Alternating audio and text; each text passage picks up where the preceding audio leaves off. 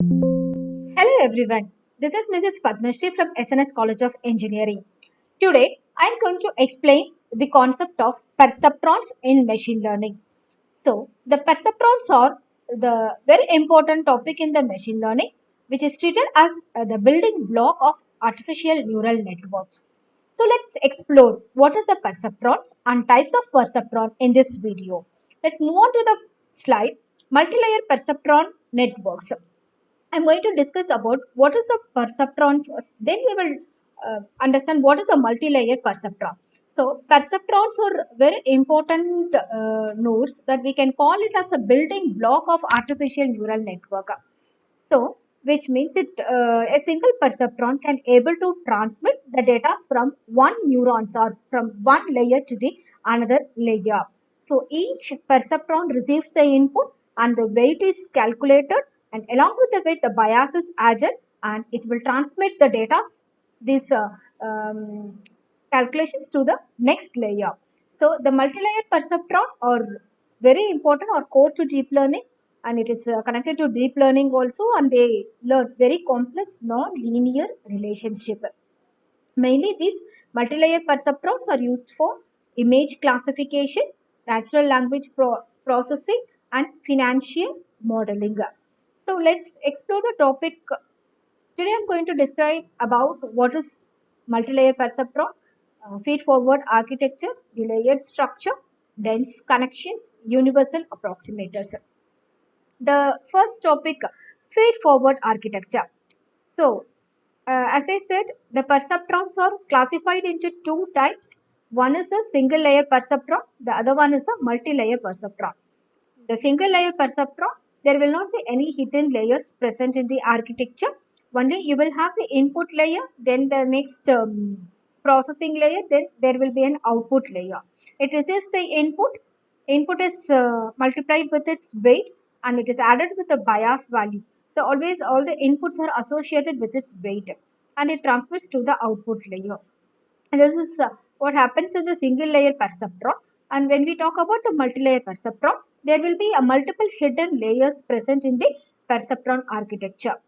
So the hidden layer mainly are used for processing purpose, and what it's going to process is the input that it received from the input layer. The output that received from the input layer is sent as an input to the hidden layer, and in the hidden layer the weight calculation and weight is added with the weight is multiplied with the input added with the bias. That computation is being done in the hidden layer, and the output will be transmitted to the output layer. Before that, there will be one function is called activation function has to be applied. So the activation function is very important in this architecture, which mainly checks the particular neurons are active or not, which means that whether the neurons are transmitting the data to the next layer or not. So it's called as a feed forward architecture. Why it so means it is going to transmit the data forwardly, that is from input layer hidden, then output of input layer is sent to hidden layer. From the hidden layer, the output is transmitted to the next hidden layer, and from there, the next hidden layer it goes like that, and finally it goes to output layer. So next layer structure, that is what it is called as a feed forward. The data are sending forward to the other layer. So it is called a layered structure which has input, hidden and output layer. And we have we can say it is a dense connection, which means the neurons connect to all in the next layer. All the neurons are connected to each other. All the neurons are connected. See, for example, see here, all the neurons are connected to each other. And universal approximator. So it, as I said that after computation is done in the processing part, the activation function checks whether the neurons are active. That is universal approximator. Approximately calculates the function. So we'll move on to the perceptron, a fundamental unit. You can say it is a weighted sum. As I said, a neuron computes the sum of inputs multiplied with its weight added with its bias. Activation function is a non-linear function.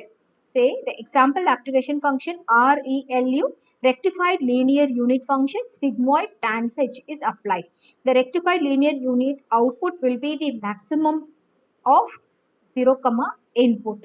So the decision will be, this process forms a basics for the network decision making.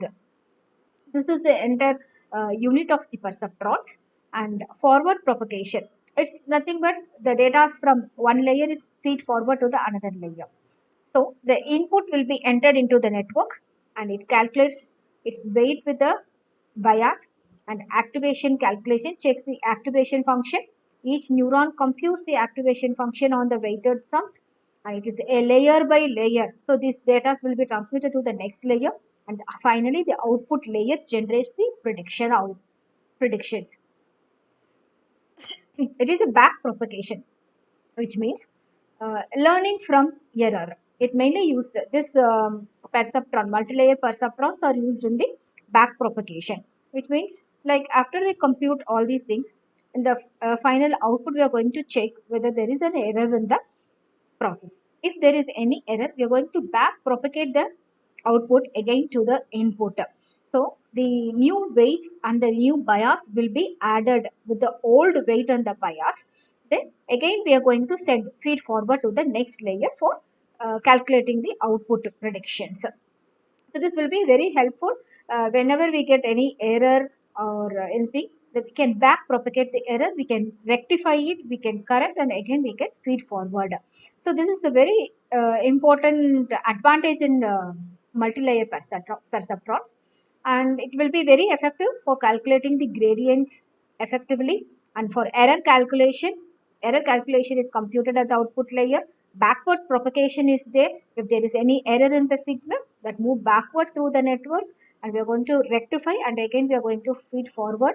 And a chain rule, we can say it's a chain rule application, mainly uses the chain rule for weight gradients, for calculating the weight gradients. And there will be a precise adjustment. As I said, the old weight will be added with the changed, that is the new weight and the bias. So exact weight modification can also be done here. And loss function and optimization, there are some loss functions will be there in the network that can be calculated using mean squared error for regression and for cross entropy for classification learning. And for optimizer, there are, we have two types: stochastic gradient, Adam, and learning rate. The controls the step by step for weight updates. Okay, then reduces the error, network error. So the training challenges is mainly, this will be useful for overfitting. Overfitting, we can say high variance and low bias is called as overfitting, right? In any ML model, when you have high variance and the low bias, that is termed as the overfitting, and underfitting will be the low variance and high bias. So for solving these two are the main issues in machine learning model. For solving these two, we can use this type of back propagation network, that is multi-layer perceptrons, and it's also mainly useful for hyperparameter tuning, which is mainly to tune the variables like hyperparameters, like for say for example weight and the bias. So this is the two hyperparameters in the machine learn in the back propagation network. So to tuning hyperparameter, in the sense you can adjust the values of weight and the bias, right? So and vanishing, exploiting gradient, these are all the very important training challenges. So when we speak about the conclusions in multi-layer perceptrons, mainly useful for very important applications like ongoing research, enhanced training, wide application like fraud detection, diagnostic forecasting, etc. So thank you everyone. Thanks for watching this video.